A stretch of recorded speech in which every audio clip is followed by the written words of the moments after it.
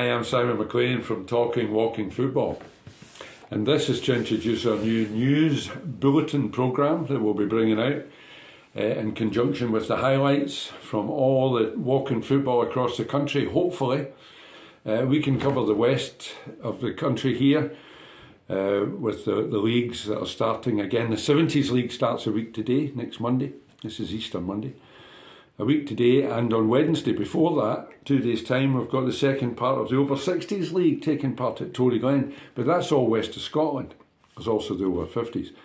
The same thing is happening in other parts of the country, so I'd like teams to send in footage, send in some photographs of themselves, some stories about what's happening, and let's grow the walking football family, because it's great when we get together at big events like Ravenscraig or Toryglen, and you get to meet people from all over the country that you only see maybe once a year, twice a year at these things.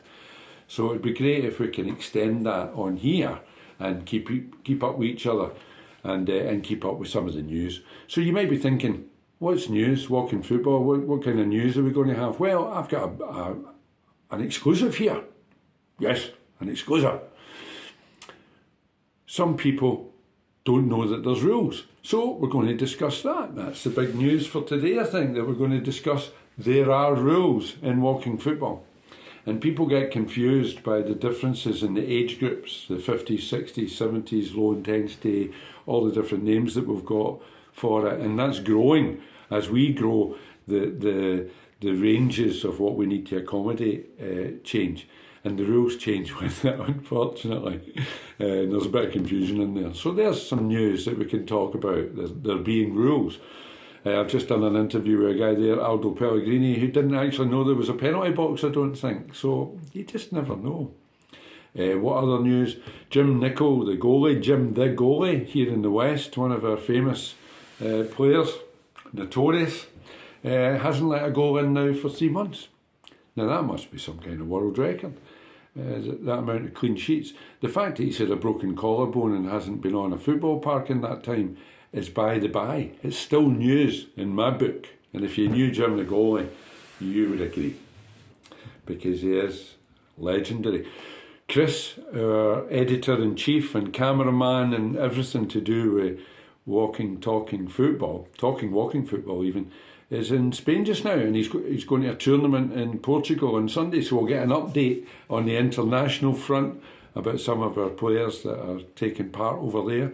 We'll be looking at the 1st of June when Scotland play, who are we playing, the Ukraine, and maybe look at some kind of match to go along with that, some kind of charity game.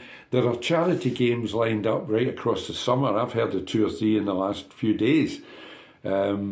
And we'll be having one at the end of the season as well. There's friendlies taking place everywhere. So other than just the competitive side of the game, there's lots going on all over the country that we want to hear about. New teams being formed, new clubs getting together. Our next interview is going to be with Andy Elliott of Pollok United. And I know that there's lots of teams out there who are looking at the blueprint of what Pollok United have done in the last 10 years or so, and the club that they've built here.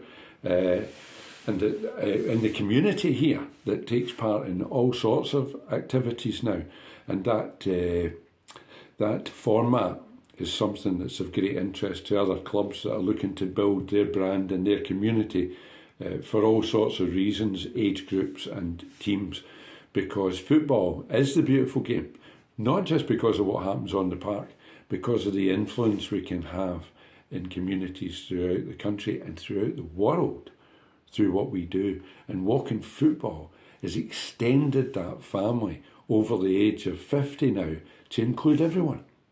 So whatever age you are, whatever your ability, whatever your mobility, people can now become part of walking football and become really part of the community and some of the fantastic things that are happening there for everyone. It really is inclusive. So, that's big news. Join us. Come and subscribe to Talking Walking Football. Get your tuppence worth in. Let us know what's happening. Let me know you're up for an interview. We can do it over Zoom. We can do it face to face. We can do whatever we want. And come and have a wee game here at Pollok. And arrange a friendly for us, and we'll all come and join you. Big news. I was talking to Russell Swanson the other day, who's a big part of our Parkinson's project, where people with Parkinson's and their carers and whatnot can come and join in walking football, set up specifically for them. And he says they're now ready for a game. They're now ready. They've got a team there. They play every week. They're all enjoying it. And he's looking for somebody to give them a game. So that kind of thing is going on all over. I know it is. And I just want you to tell me about it, and let's spread the word. That's all we're trying to do. I just thought I'd have that wee trophy in the side of me there. That's something that we won last season, the West of Scotland League that got us into the Champions League, where we got absolutely humped. But that's beside the point. And it's not about the winning anyway, it's the participating. But I just thought I'd have it there as a wee prompt.